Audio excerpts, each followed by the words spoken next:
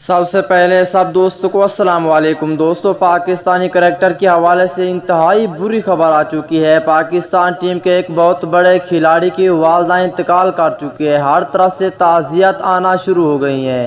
آئیے آپ کو اس حوالے سے تمام تر ڈیٹیل بتاتے ہیں کہ وہ پاکستانی کون سا کھلاڑی ہے جس کی آج والدہ انتقال کر گئی ہے، اور اس حوالے سے آپ کو مکمل ڈیٹیل بتانے والی ہیں۔ تو دوستو، اس سے پہلے آپ نے انا للہ و انا الیہ راجعون لازمی پڑھنا ہے، اور اس سے پہلے اس ویڈیو کو لائک کریں، چینل کو سبسکرائب کریں، بیل آئیکن دبا کر آل پر لازمی کلک کر دینا ہے۔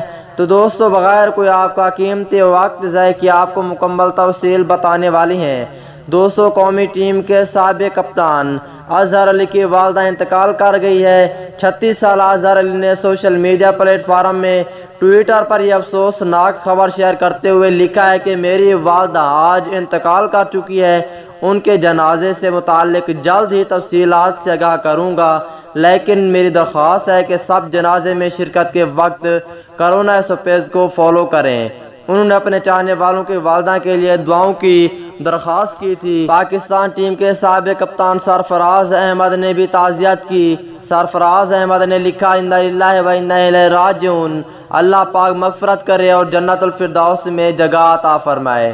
اور بھی بہت سے کرکٹروں نے تعزیت کی، اور آپ بھی لازمی تعزیت کریں اس ویڈیو کے نیچے کمنٹ سیکشن میں۔